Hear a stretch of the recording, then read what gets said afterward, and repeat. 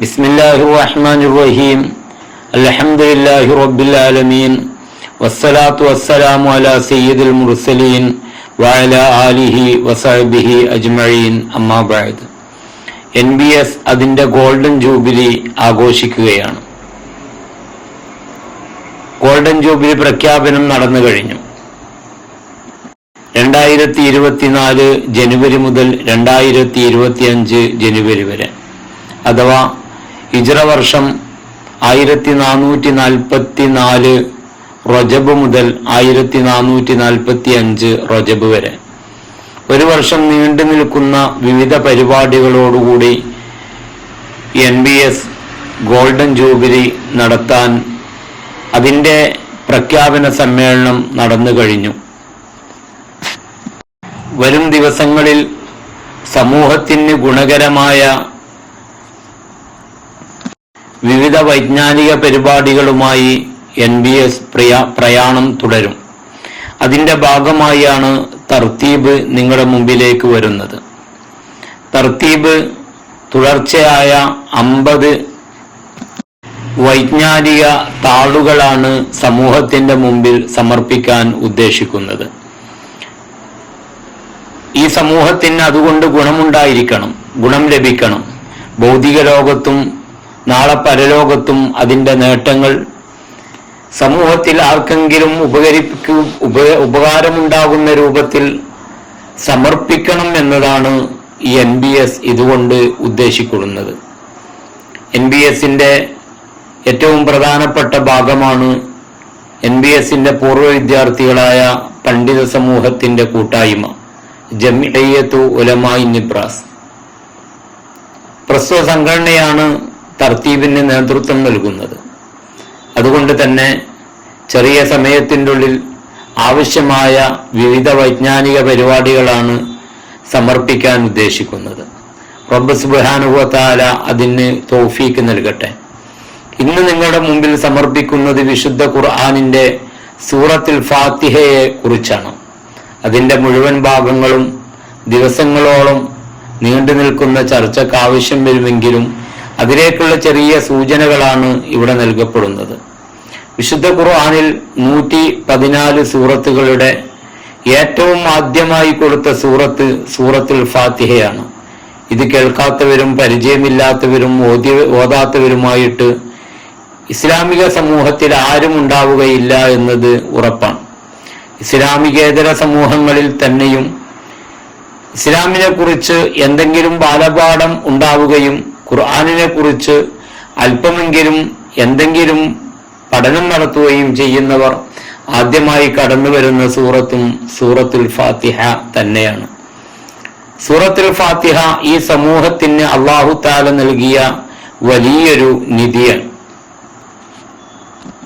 ഇത് അല്ലാഹു സുബ്ഹാനഹു വ തആല സൂറത്തുൽ ഹിജ്റിന്റെ 78-ാമത്തെ ആയത്തിൽ നമ്മെ ഓർമ്മിപ്പിക്കുന്നുണ്ട്.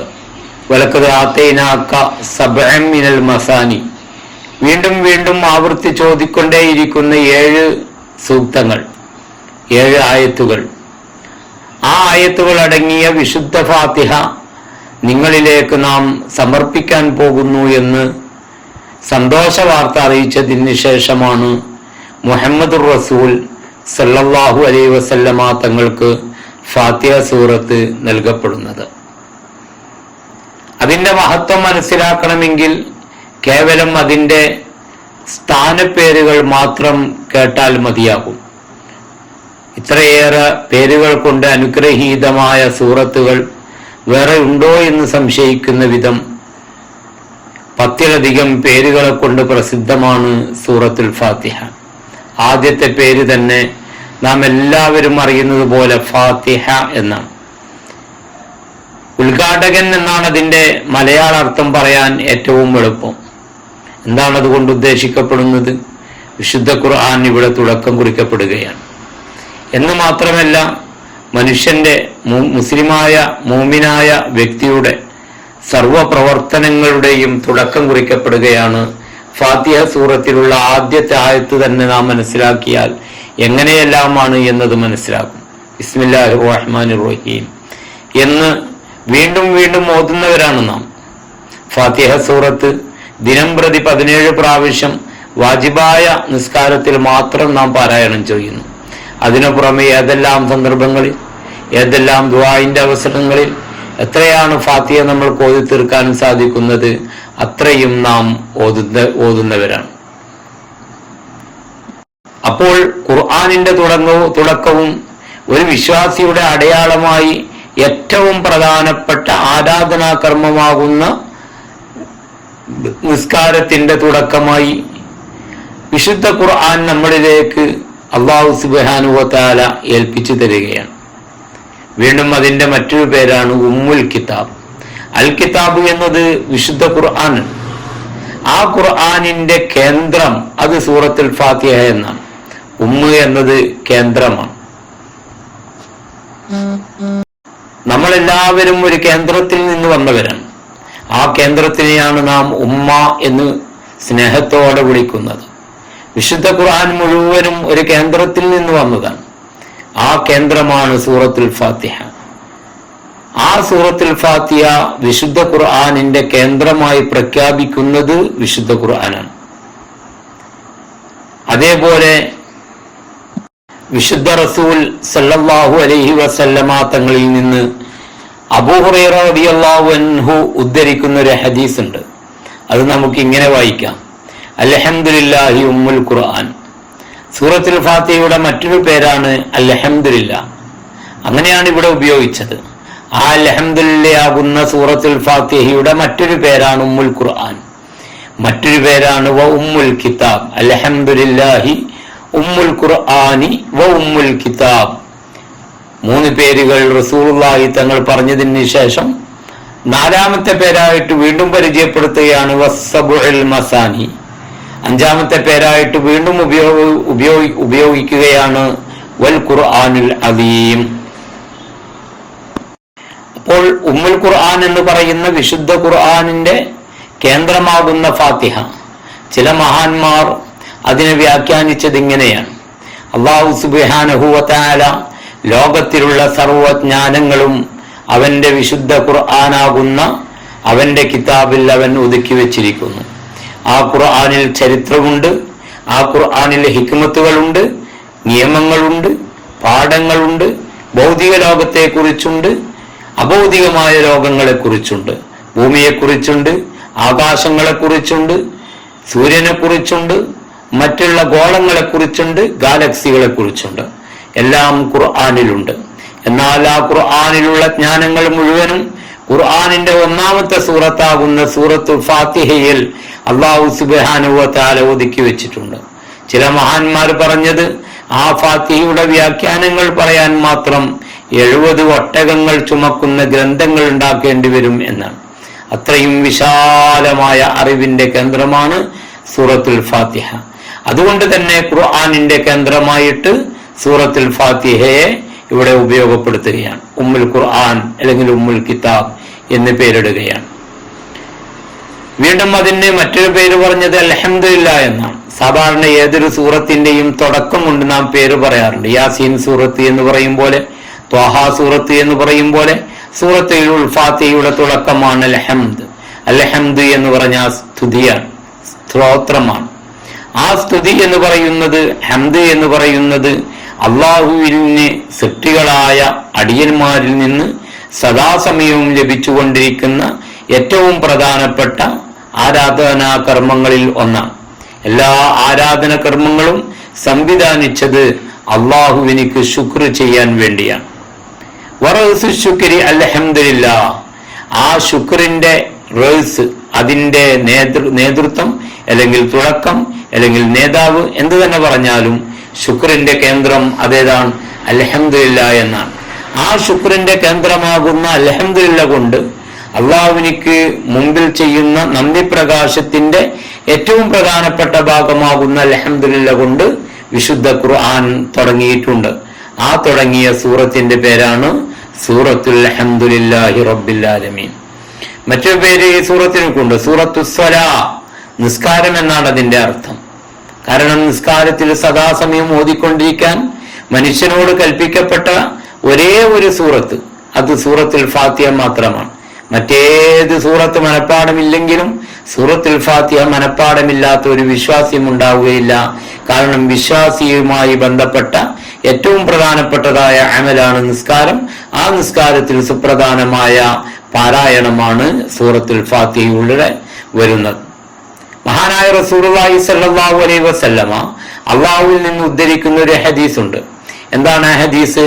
ഖസംതു സ്വലാത ബൈനി വബൈന അബ്ദി നിസ്ഫൈൻ. ഞാൻ നിസ്കാരത്തെ എന്റെയും എന്റെ അടിമയുടെയും ഇടയിൽ രണ്ടായി ഭാഗിച്ചിരിക്കുന്നു എന്ന്. ഏതാണ് ഇവിടെ അസ്വല എന്ന് പറഞ്ഞത്? അത് സൂറത്തുൽ ഫാത്തിഹയാണ്. ആ ഫാത്തിഹ ഞാൻ രണ്ടായി ഭാഗിച്ചിരിക്കുന്നു. ഫാത്തിഹയുടെ ഒരു ഭാഗം, രണ്ടാം ഭാഗം, ഇങ്ങനെ രണ്ട് ഭാഗം. ആദ്യ ഭാഗം തുടങ്ങുന്നത് ബിസ്മില്ലാഹിർ റഹ്മാനിർ റഹീം എന്ന് പറഞ്ഞതിന് ശേഷം ആ ഒരായത്ത് എല്ലാ സൂറത്തിലും ഉള്ളതാണ്. അതുകൊണ്ട് നാം ഇവിടെ അതിനെ മാത്രം പരാമർശിക്കേണ്ടതില്ല. അടുത്ത ആയത്ത് കൊണ്ട് നമ്മൾക്ക് പറയാം അൽഹംദുലില്ലാഹി റബ്ബിൽ ആലമീൻ അർറഹ്മാനിർ റഹീം മാലികി യൗമിദ്ദീൻ. ഈ മൂന്ന് ആയത്തുകൾ പറയുമ്പോൾ അല്ലാഹു തആല പറയുന്നു അൽഹംദുലില്ലാഹി റബ്ബിൽ ആലമീൻ എന്ന് പറഞ്ഞാൽ അല്ലാഹു തആല പറയുമത്രേ ഹമിദനി അബ്ദി, എന്റെ അടിമ എന്നെ സ്തുതിച്ചിരിക്കുന്നു എന്ന്. അത് കഴിഞ്ഞ് അർറഹ്മാനിർ റഹീം എന്നോതുമ്പോൾ അള്ളാഹു പറയുമത്രേ അസ്ന അലയ്യ അബ്ദി, എന്റെ അടിമ എന്നെ വാഴ്ത്തിക്കൊണ്ടേയിരിക്കുകയാണ്. മാലിക് യൗമിദ്ദീൻ എന്ന് പറയുമ്പോൾ അള്ളാഹു പറയുമത്രേ മജ്ജദിനി അബ്ദി, എന്റെ അടിമ എന്റെ വളർമ്മ പറഞ്ഞുകൊണ്ടേയിരിക്കുകയാണ്. പിന്നീട് ഇയ്യാക നഅ്ബുദു വ ഇയ്യാക നസ്തഈൻ എന്ന് പറയുമ്പോ അല്ലാഹു തആല പറയുമത്രേ ഇതിന്റെ പകുതി ഭാഗം എനിക്കുള്ളതാണ്. അവന്റെ ആരാധന കർമ്മങ്ങൾ അവനെ എന്നെ ഏൽപ്പിച്ചിരിക്കുകയാണ്. എന്നിട്ട് അത് സമ്പൂർണമാക്കാനുള്ള കഴിവും താല്പര്യവും അത് എന്നോടവൻ ചോദിക്കുകയാണ്. പിന്നീട് ഇഹ്ദിനസ് സിറാത്തൽ മുസ്തഖീം സിറാത്തൽ ലദീന അൻഅംത അലൈഹിം ഗൈറിൽ മഗ്ദൂബി അലൈഹിം വലല്ലാലീൻ. ഈ ഭാഗം ഓതുമ്പോൾ അല്ലാഹു തആല പറയും ഹാദാ ലിഅബ്ദി വലിഅബ്ദി മാ സഅൽ, ഇത് എന്റെ അടിമക്ക് വേണ്ടി അടിമ എന്നോട് ചോദിച്ചതാണ്. എന്റെ അടിമ എന്നോട് ചോദിച്ചതൊക്കെ ഞാൻ നൽകും എന്ന് അല്ലാഹു തആല പ്രഖ്യാപിക്കും. ഇതാണ് വിശുദ്ധ ഫാത്തിഹ എന്റെയും എന്റെ അടിമയുടെയും ഇടയിൽ രണ്ടായി ഞാൻ ഭാഗിച്ചിരിക്കുന്നു എന്ന് പറഞ്ഞതിന്റെ താല്പര്യം. മഹാനായ റസൂലുള്ളാഹി സ്വല്ലല്ലാഹു അലൈഹി വസല്ലമ തങ്ങൾ സൂറത്തുൽ ഫാത്തിഹയ്ക്ക് മറ്റൊരു പേരും കൂടി പരിചയപ്പെടുത്തുന്നുണ്ട്. അത് സൂറത്തു ഷിഫാ എന്നാണ്. സൂറത്തു ഷിഫാ എന്ന് സൂറത്തുൽ ഫാത്തിഹയ്ക്ക് പറയും. എന്താണ് കാരണം? ഫാത്തിഹത്തുൽ കിതാബ് ഷിഫാഉൻ ലികുല്ലി ദാ, വിശുദ്ധ ഖുർആൻ മൊത്തത്തിലും പ്രത്യേകിച്ച് ഫാത്തിഹ സൂറത്ത് അത് എല്ലാ രോഗത്തിനും ശമനമാണെന്ന് മുഹമ്മദ് റസൂൽ സല്ലല്ലാഹു അലൈഹി വസല്ലമയുടെ പരിശുദ്ധമായ നാവിലൂടെ വന്നതാണ്. അതുകൊണ്ട് തന്നെ ആ വിശുദ്ധമായ ഗ്രന്ഥത്തിനും സൂറത്തിനും സൂറത്തു ഷിഫാ എന്ന പേരുകൊണ്ട് അനുഗ്രഹം ലഭിച്ചിരിക്കുന്നു. വേറെയും പേരുകൾ ഹദീസിന്റെ ഗ്രന്ഥങ്ങളിൽ പരക്കെ പരിചയപ്പെടുത്തിയതായി കാണാം. സമയക്കുറവ് മൂലം ഞാൻ അതിലേക്ക് കടക്കുന്നില്ല.